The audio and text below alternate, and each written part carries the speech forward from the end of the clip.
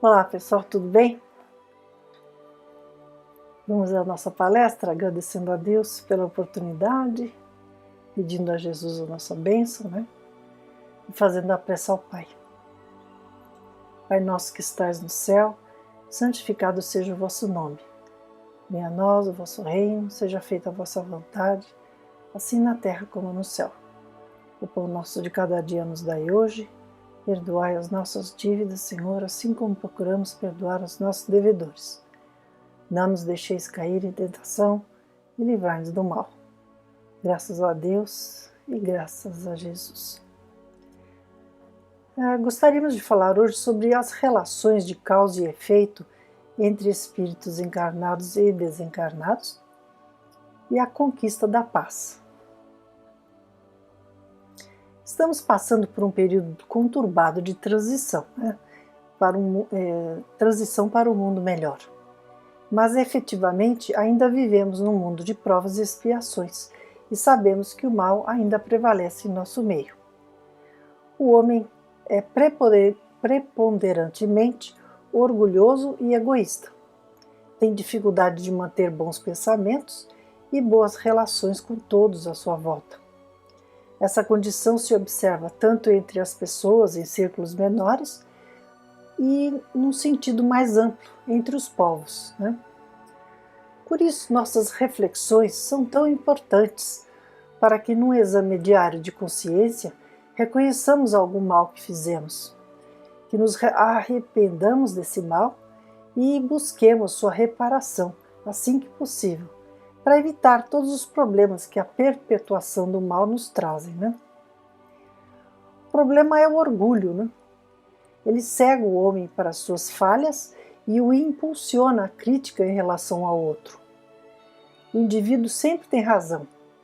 A tolerância e até as atitudes amorosas são consideradas como fraquezas.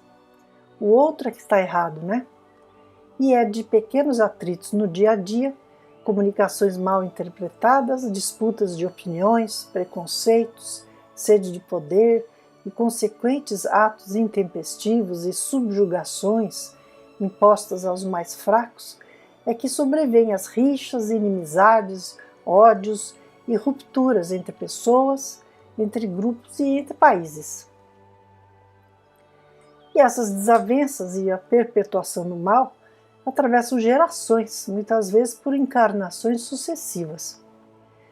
Tanto que lemos no Livro dos Espíritos, no item 295, Kardec pergunta sobre quais são os sentimentos que aqueles a quem fizemos mal experimentam após a morte.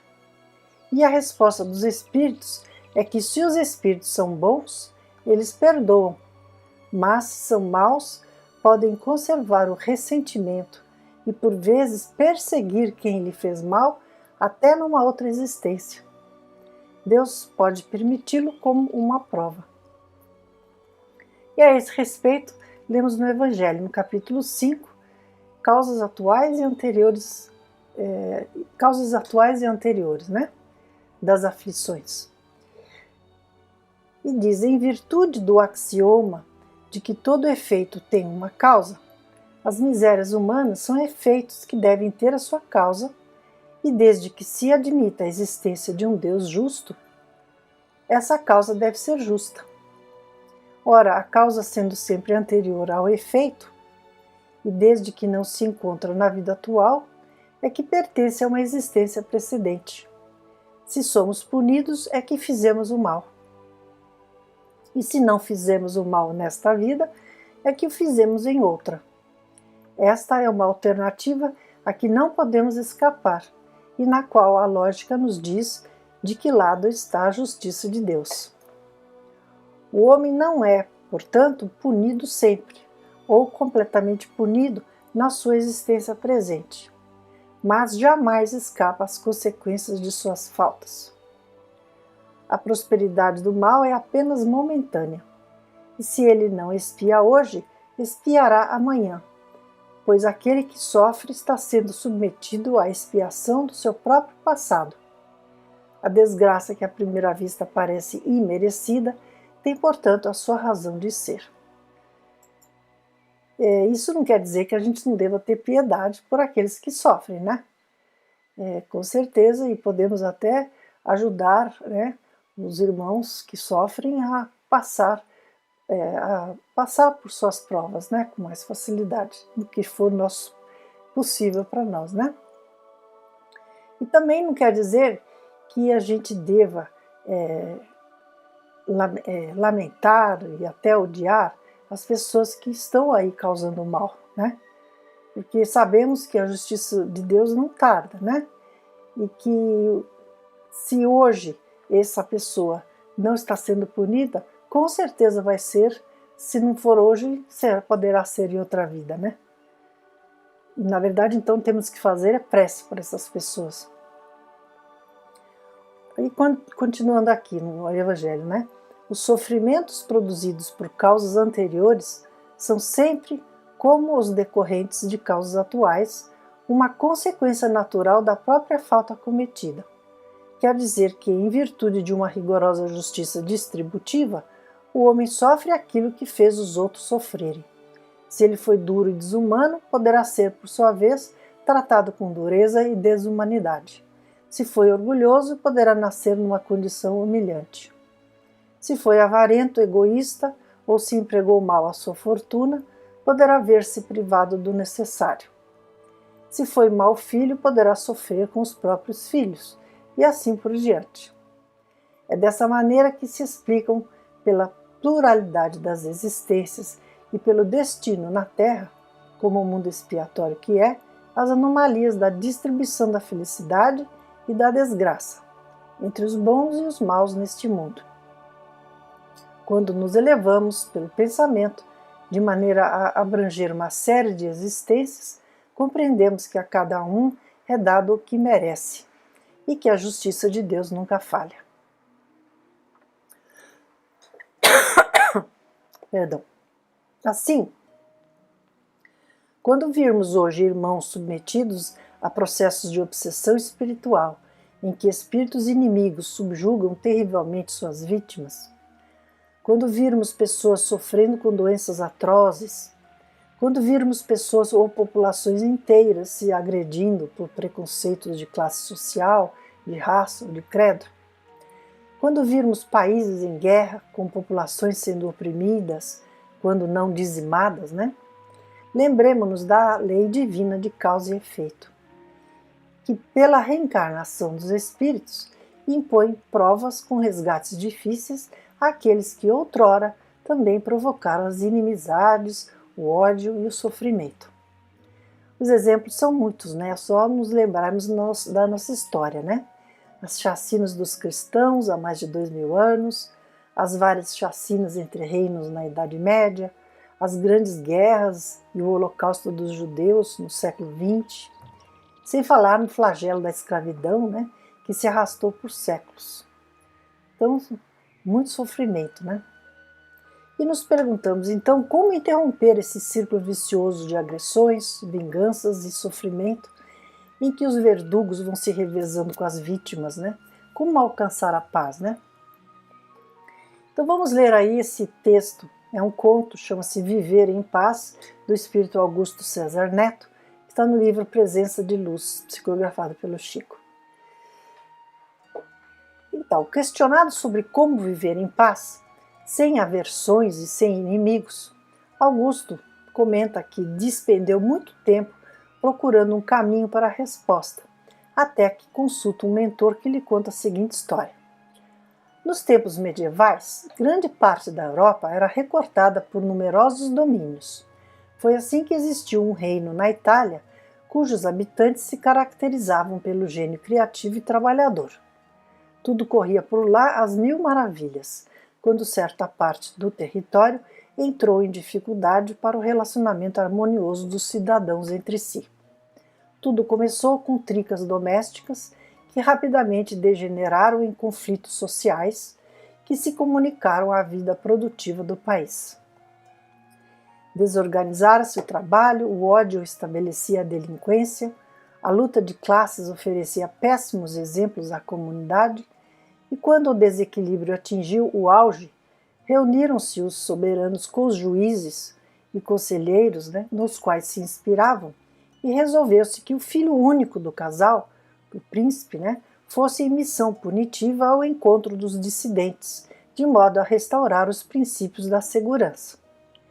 O jovem prometeu liquidar todos os inimigos do reino, e dias depois, cavalgando o soberbo corcel, o rapaz, acompanhado de assessores, partiu em busca da recuada província que a rebeldia infestava.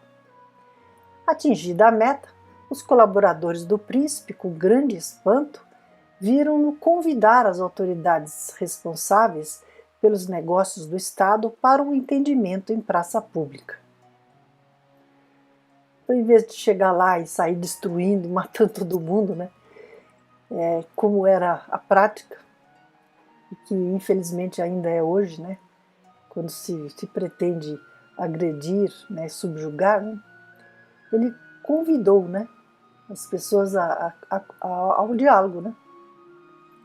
Marcado o dia para o diálogo aberto, notou-se que o rapaz iniciou a reunião pedindo a Deus abençoasse a todos os que ali compareciam de boa vontade.